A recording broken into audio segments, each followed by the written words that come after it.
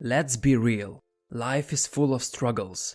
You might be failing a class, your job might be stressful, you might have relationship problems, or it could simply be that you're not improving as fast as you'd like.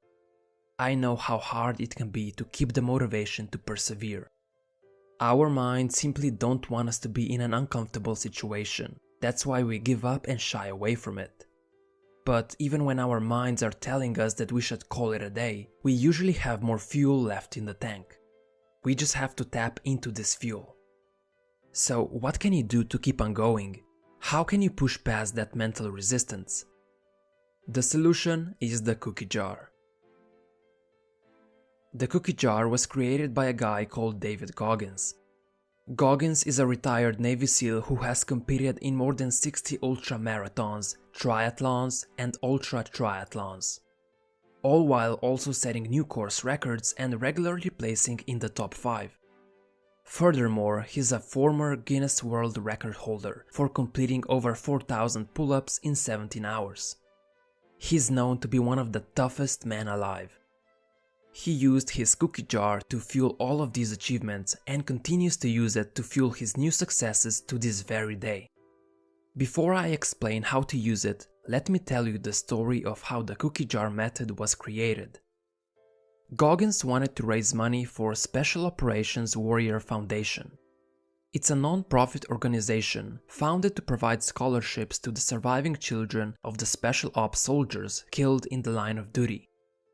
To spread awareness and raise that money, he vowed to run Badwater 135. However, Badwater is the world's toughest foot race and not everyone is able to enter.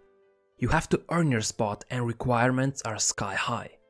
One of them is to have multiple 100-mile races completed. So Goggins went on to sign up for a race where you run for 24 hours straight, the goal being to run 100 miles to qualify for Badwater. And if you didn't know, 100 miles is basically 4 marathons in one go. Goggins looked fit from all his SEAL training, but he was no runner. At least not at the time. In fact, he hadn't run more than a mile in the 6 months prior. Another problem was that the race was in 3 days, so he had zero preparation and training. However, he decided to go on with it anyway. For the first few miles of the race, he felt fine and had no trouble running. But around 25 miles in, he started questioning himself. Can he actually do this? He was feeling tired and he basically had 3 more marathons left to run. But he kept on going. At mile 50, his thighs felt like they were loaded with lead. Each subtle rotation of the ankle felt like shock therapy. Still, he ran. Not fast and not with much style, but he kept on going. Then at mile 70, he couldn't take another step forward. Exhausted from running 70 miles with no training, he sat down to rest. He saw that there was bloody urine dripping down his leg, mixed with diarrhea. He was feeling beat down and it was one of the lowest points of his life. He kept on asking himself, why? Why are you still doing this to yourself? Why did he keep on going when he should have quit 5 hours ago? He then remembered this wasn't the first time he'd taken on an impossible task, and he suddenly felt some energy build up. He started walking slowly, step by step. He kept on digging in his past while remembering all his previous victories. He tapped in the emotional state that he felt during those victories and got the energy he needed to keep on going. His feet were still a bloody mess, full of blisters, but it gave him just enough drive to sustain him until the 100-mile mark. And that's what the cookie jar is. All your past achievements and failures that you overcame. Now, you might not be interested in running an ultra marathon. However, I believe you would like to be able to keep on going even when you feel like giving up. That might mean studying longer even if it's extremely boring. It might mean working on your side business even if you're tired. Or it just might mean going to the gym even if it's raining outside and you don't feel like it. Whatever it is, eventually there comes a point where your mind will tell you to give up and you'll need to push back to get through it. This is where we use our cookie jar and we draw inspiration from our past victories. But first, you need to make the inventory of your cookie jar. So take a piece of paper and write it all out. And don't just write down your achievement list.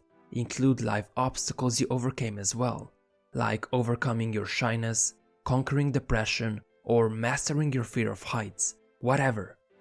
It doesn't have to be a massive victory either. It could be something as small as doing the dishes or taking out the trash when you didn't feel like it. Even if you're feeling low and beat down by life right now, I guarantee you can think of a time or two when you overcame odds and tasted success. We all have a cookie jar inside us because life being what it is has tested each one of us. However, I would like to point out that sometimes you need to stop whatever you're doing and take a break. You don't want to ignore the signs your body is giving you. Your mind convincing you to stop is one thing, but when your body starts shutting down, you should pause. Remember, we're not wired to be active 24/7, and rest is actually productive. So it's good to have a limit or a threshold where once you pass it, you call it a day. Bloody urine and diarrhea dripping down your leg is usually a good sign that your body wants you to stop.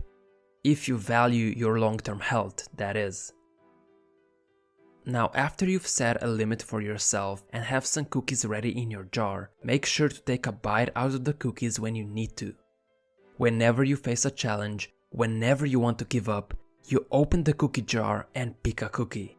The cookie reminds you of something you overcame and how far you've come. This is all about utilizing your past successes to fuel you to new and bigger achievements. Digging in the cookie jar is hard at first and it takes focus and determination. Your mind doesn't want you to go there. It wants to remind you that you're suffering and that your goal is impossible. Before you stop short of your goal, dunk your fist in, pull out another cookie and let it fuel you. Then get back to work. Eventually, what will happen is you'll slowly build up your mind to be more mentally tough. Impossible will turn into I can do this. So keep your mind from giving up, use your cookie jar today, and you'll become better than yesterday. Hope you enjoyed the video and thanks for watching.